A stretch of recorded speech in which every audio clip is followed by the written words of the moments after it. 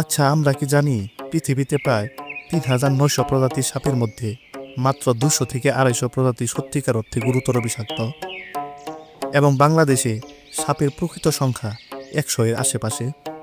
এর মধ্যে কয়টি বিষধর সাপের ছোবলে বেশিরভাগ মানুষের মৃত্যু ঘটে? শঙ্খচূড়, চন্দ্রবোড়া, গোখরা, কালাজ কিংবা শঙ্খিনী, এই সাপগুলো সম্পর্কে আমরা কতটুকু সচেতন বা পরিচিত? অন্যদিকে সাপের কি মনি থাকে? সাপ কি সত্যি গৃহস্থের ধনরত্ন পাহারা দেয়? সাপ কি গরুর দুধ খায়, হাসনা হেনা কিংবা সুগন্ধি ফুলের গন্ধে আকৃষ্ট হয়, ওঝা বা সাপুড়ের বিনের সুরে ছুটে আসে? আজকের ভিডিওতে মূলত বাংলাদেশের সাপ এবং সাপ নিয়ে মানুষের ভিতর নানা প্রশ্ন ও প্রশ্নের উত্তর খোঁজার চেষ্টা করা হবে। সেই সাথে সাপ সম্পর্কে সঠিক তথ্য ও সচেতন থাকার প্রয়োজনীয়তা নিয়ে আলোচনা করা হবে। তো সরবুজকে নিয়ে আমি মসনুর রাকিব আছি আপনাদের সাথে। আমাদের চারপাশে এক রহস্যময় প্রাণী সাপ। নাম শুনলেই কেমন যেন একটা গা ছমছম করে ওঠে। যুগে যুগে কত গল্প, উপকথা আর লোককাহিনীতে সাপকে নিয়ে কত শত কল্পনাই না তৈরি হয়েছে। কিন্তু এই সাপ কি সত্যি ততটা ভয়ঙ্কর যতটা আমরা ভাবি? সারা বিশ্বেই সাপের সঠিক প্রজাতির সংখ্যা বলা মুশকিল। ধারণা করা হয় পৃথিবীতে প্রায় ৩,৯০০ প্রজাতির সাপ রয়েছে।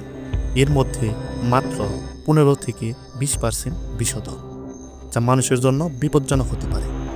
কিন্তু এই বিশাল সংখ্যার মধ্যে মাত্র ২০০ থেকে ২৫০ প্রজাতি সত্যিকার অর্থে মানুষের মৃত্যুর কারণ হতে পারে। অ্যান্টার্কটিকা ছাড়া বিশ্বের সব জায়গাতেই সাপের দেখা মেলে। আমাদের দেশে ঠিক কত প্রজাতির সাপ আছে তা নিশ্চিত করে বলা কঠিন। গবেষকদের মতে বাংলাদেশে ৭ থেকে ৮টি পরিবারে প্রায় ১০০ প্রজাতির সাপ রয়েছে। এর মধ্যে ২৫ থেকে ৩০ প্রজাতির সাপ বিষধর, যাদের বিষ মানুষের জন্য মারাত্মক। তবে মজার ব্যাপার হলো, এই ২৫ থেকে ৩০টি বিষধর সাপের প্রায় অর্ধেকই সামুদ্রিক সাপ, আর বাকি স্থলভাগের সাপের মধ্যে হাতে গোনা ৫ থেকে ৬টি সাপের কামড়েই মূলত আমাদের দেশে প্রাণহানি ঘটে থাকে। বাকি প্রায় ৭০ প্রজাতির সাপই নির্বিষ বা স্বল্প বিষধর, যা মানুষের জন্য মোটেও ক্ষতিকর নয়। চলুন এই ৫ থেকে ৬টি উল্লেখযোগ্য প্রজাতির সাপ সম্পর্কে আমরা আগে কিছুটা ধারণা নেই। চন্দ্রবোড়া। প্যাট্রিক রাসেল তার বইয়ে এই সাপটি সম্পর্কে প্রথম ধারণা দেন। সেই থেকে এই সাপটি রাসেল ভাইপার নামেও পরিচিত। গায়ের রং সাধারণত বাদামি বা হলদে বাদামি হয়ে থাকে। সারা শরীরে গাঢ় বাদামি রঙের চোখ থাকে, যা অনেকটা গোলাপের পাতার মতো দেখতে। লেজ ছোট ও সরু হয়। চন্দ্রবোড়া সাপের কামড়ে তাৎক্ষণিক ক্ষতস্থানে ব্যথা শুরু হয় ও কিছুক্ষণের মধ্যে ক্ষতস্থান ফুলে যায়। রক্তক্ষরণ এর একটি সাধারণ লক্ষণ। এছাড়া রক্তচাপ ও হৃদস্পন্দনের হার কমে যায়। প্রায় ১/৩ ক্ষেত্রে বমি হয় ও মুখমণ্ডল ফুলে যায়। চন্দ্রবোড়ার বিষ হেমোটক্সিক, অর্থাৎ এর প্রভাবে বিভিন্ন অঙ্গ যেমন ফুসফুস, কিডনি ক্ষতিগ্রস্ত হয়। সেই সাথে এটি ক্ষতস্থানের মাংসপেশি পচন ধরায়। গোখরা। অঞ্চল ভেদে অনেকে একে জাতি সাপ, গোমা সাপ ইত্যাদি বলে ডেকে থাকে। গোখরার গায়ের রং বাদামি, কালচে বাদামি, ফ্যাকাশে ধূসর এরকম বিভিন্ন ধরনের হতে পারে। আমাদের দেশে ২ প্রজাতির গোখরা সাপ দেখতে পাওয়া যায়। একটি হচ্ছে পদ্ম গোখরা আর একটি হচ্ছে খোয়া গোখরা। এই ২ প্রজাতির সাপই ফনা তুলতে পারে।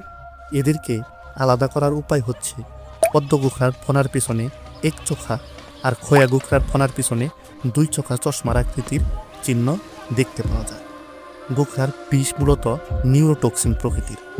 এই সাপের ছোবলের ফলে যে লক্ষণগুলো প্রকাশ পায় সেগুলো হচ্ছে ঝাপসা দৃষ্টি, কথা বলতে অসুবিধা, পেশি দুর্বলতা, পক্ষাঘাত এবং শ্বাসকষ্ট।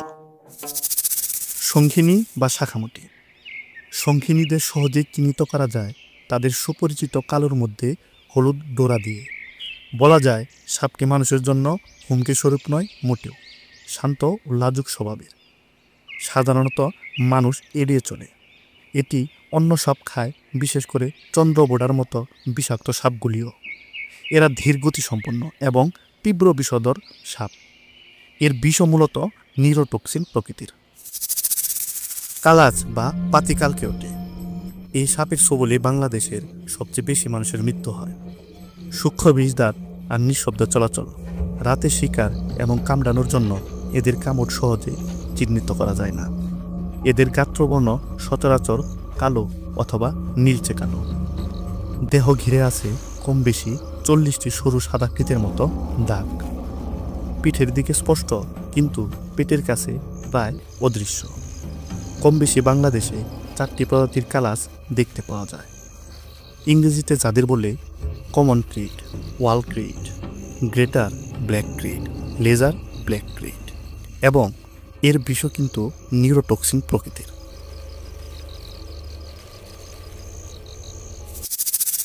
সবশেষে শঙ্খচূড়। এটি বিশ্বব্যাপী কিংকোবরা নামে পরিচিত।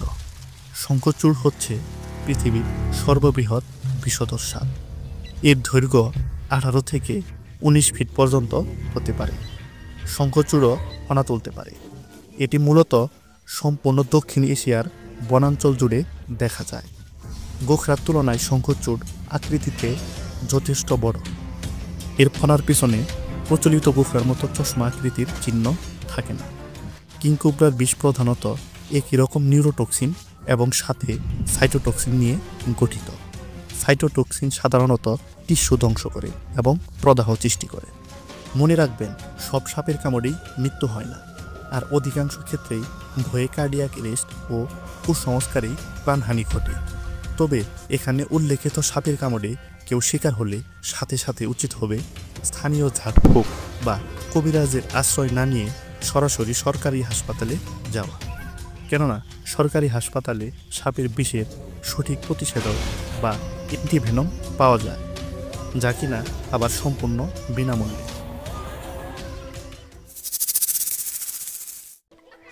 আমাদের দাদি নানিদের কোলে বসে আমরা সাপ নিয়ে অনেক গল্প শুনেছি। সেই ভয় থেকেই জন্ম নিয়েছে নানা উপকথা আর কিংবদন্তি। চলুন ভিডিওর এ পর্যায়ে সাপ নিয়ে আমাদের সমাজে কিছু প্রচলিত ধারণা সম্পর্কে আলোচনা করি। এই যেমন হাসনাহেনা বা সুগন্ধি ফুলের গন্ধে রাতের বেলায় সাপ আসে। ঘটনা কি সত্যি? মোটেও না, এটা সম্পূর্ণ ভুল ধারণা। সাপের ঘ্রাণ শক্তি অত্যন্ত দুর্বল, তাই তারা কোনো ফুলের গন্ধই পায় না। মূলত ফুলের প্রতি আকৃষ্ট হয় ছোট কীটপতঙ্গ। কীটপতঙ্গ খেতে টিকটিকি বা ব্যাঙ আসলে সেই ব্যাঙ বা টিকটিকি ধরতে সাপ আসে। সাপুড়ের বিনের সুরে সাপ ছুটে আসে না, এটা শুধু সিনেমার ক্ষেত্রেই প্রযোজ্য। সাপের দৃষ্টিশক্তি এবং শ্রবণ শক্তি দুটোই দুর্বল। সাপের কোনো কান নেই। শোনার জন্য সাপ জিভ বের করে বাতাসের কম্পন অনুভব করে।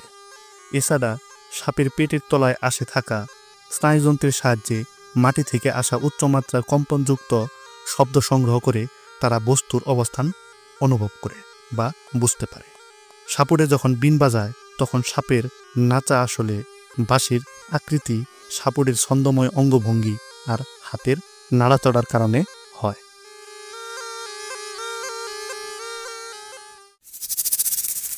সাপ প্রতিশোধ পরায়ণ, এই ধারণাও ঠিক নয়। সাপের মস্তিষ্কের গঠন এমন নয় যে তারা প্রতিহিংসা মনে রাখতে পারে বা প্রতিশোধ নিতে পারে। এমন আচরণ কেবল উন্নত মেরুদণ্ডী প্রাণীদের বেলায় দেখা যায়। সাপ গরুর দুধ খায়। গ্রামের অনেক গল্পে শোনা যায় সাপ গরুর দুধ খেয়ে যায়। এটা মানুষের কল্পনা ছাড়া আর কিছু নয়। সাপ ইঁদুর বা ব্যাঙ ধরতে এসে গরুর আশেপাশে থাকতে পারে, কিন্তু দুধ খাওয়ার জন্য সাপের দাঁতের গঠন একদমই উপযুক্ত নয়। দুধ খেতে গেলে সাপের দাঁত গরুর উলানে আটকে যাবে বা বিষ নির্গত হবে। বাস্তবে কেউ সাপকে দুধ খেতে দেখেনি, এমনকি সাপ দুধ হজম করতেও পারবে না। সাপের মাথার মণি। অনেক সময় সাপুড়েরা তাদের বাক্সে থাকা সাপের মাথার উপরের ছিদ্রতে রঙিন পাথর বসিয়ে রাখে, যা আলোতে ঝলমল করে। সেটাই তারা সাপের মণি বলে চালিয়ে দেয়। আসল কথা হলো সাপ কোনো মণি বহন করতে পারে না। সাপ নিয়ে মানুষের ভয় আর কৌতূহল থেকেই এই গল্পগুলোর জন্ম। প্রাচীনকালে মানুষ ভাবত সাপের শরীরে বিশেষ কোনো শক্তি আছে, আর সেই বিশ্বাস থেকেই সাপের মনির ধারণা তৈরি হয়। তাছাড়া রাতে সাপের চোখ জ্বলজ্বল করে, যা দেখে মনে হয় সাপের কাছে বুঝি কোনো রত্ন আছে। এইসব কারণে সাপের মনির গল্পগুলো ছড়িয়ে পড়ে।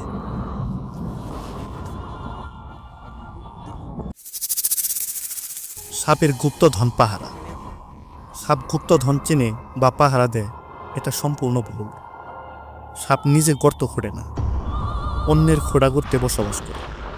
অনেক সময় মানুষ মাটির নিচে সম্পদ লুকিয়ে রাখত, আর সেই সুরক্ষিত স্থানে সাপের পছন্দের খাবার ইঁদুর ব্যাঙও যাতায়াত করত।